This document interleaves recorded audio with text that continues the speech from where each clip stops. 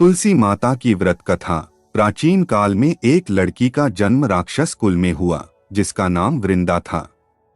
दैत्यराज कालनेमी जैसे राक्षस परिवार में पैदा होने के बाद भी वृंदा भगवान विष्णु की पूजा करती थी। जब वृंदा बड़ी हुई तो उसकी शादी जालंधर नामक दैत्य से हो गई। जालंधर काफी शक्तिशाली राक्षस था जिसका जन्म भगवान शिव के तेज के कारण समुद्र से हुआ था। बलवान होने के कारण जालंधर को दैत्यों का राजा बनाया गया। वृंदा से शादी करने के बाद जालंधर की शक्ति और पराक्रम बढ़ता ही गया। उसे किसी भी तरह से हराना मुश्किल था। जालंधर के बढ़ते अहंकार व आतंक से सभी देवता परेशान थे। जालंधर की बढ़ती ताकत के पीछे उसकी पत्नी वृंदा की विष्णु भक्ति और सतीत्व था। होते होते जालंधर अपनी शक्ति और अहंकार में चूर होकर स्वर्ग की देवियों पर काबू पाने की कोशिश करने लगा।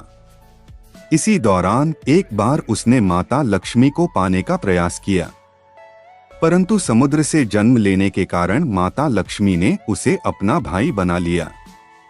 फिर उसकी नजर माता पार्वती पर गई और उन्हें पाने के लिए जालंधर ने मायाजाल बनाया।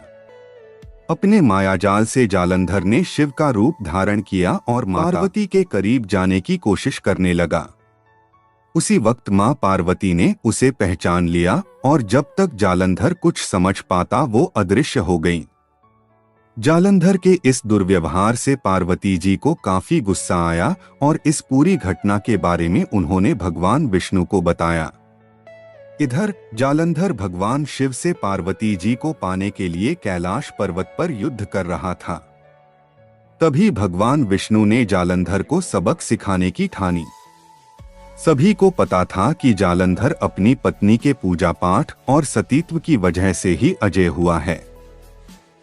ऐसे में भगवान विष्णु ने जालंधर को हराने के लिए उसकी पत्नी का पतिव्रत धर्म भंग करने के लिए मायावी चाल चली।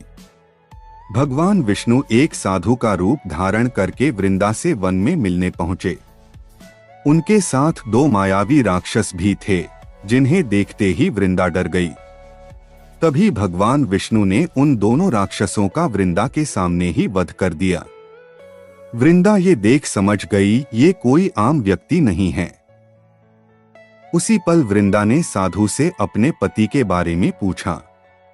साधु बने भगवान ने अपनी माया शक्ति से दो बंदर प्रकट किए।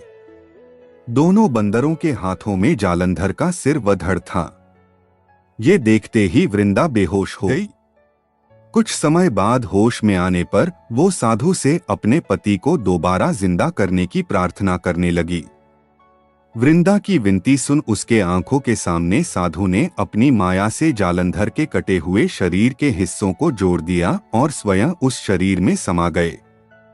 वृंदा को जरा सा भी अंदाजा नहीं था कि उसके साथ ऐसा छल किया गया है। जालंधर का रूप धारण किए विष्णु जी को वृंदा अपना पति समझकर रहने लगी। वृंदा के ऐसा करने से उसका सतीत्व भंग हो गया, जिसके बाद जालंधर कैलाश पर्वत में युद्ध हार गया। जब वृंदा को यह सच पता चला तो उसने गुस्से में विष्णु भगवान को पत्थर बनने का श्राप दे दिया। इस घटना के बाद वृंदा स्वयं सती हो गई। जिस स्थान पर वह भस्म हुई वहां तुलसी का पौधा प्रकट हुआ। विष्णु भगवान वृंदा की पति भक्ति से प्रसन्न हुए और उन्होंने कहा, हे वृंदा, तुम्हारी पति भक्ति देखने के बाद तुम मुझे प्रिय लगने लगी हो। अब सदैव तुम मेरे साथ तुलसी के रूप में रहोगी। तुम्हारे तुलसी रूप का जो भी व्यक्ति मेरे शालिग्राम के साथ विवाह कराएगा उसे 1000 गुना यश व पुण्य प्राप्त होगा। जिस भी मनुष्य के घर तुलसी का वास होगा उस घर में कभी भी असमय यम नहीं आएंगे। आगे भगवान ने कहा, तुलसी के पौधे की पूजा करने वालों को गंगा व नर्मदा में स्नान करने के बराबर पुण्य प्राप्त होगा। संसार में चाहे कोई भी मनुष्य कितना भी दुष्ट क्यों न हो, कितने भी पाप क्यों न किए हों, मृत्यु के दौरान उसके मुंह में तुलसी और गंगा जल अवश्य दिया जाएगा। इससे वह अपने पापों से मुक्त होकर वैकुंठ धाम जाएगा। इसके अलावा जो व्यक्ति तुलसी व आंवला के पेड़ की छाया में पितरों का श्राद्ध करेगा उसके पितरों को मोक्ष मिलेगा। कहानी से सीख, छल कपट या फिर अपनी शक्ति का दुरुपयोग करने वाले व्यक्ति का विनाश होना तय है।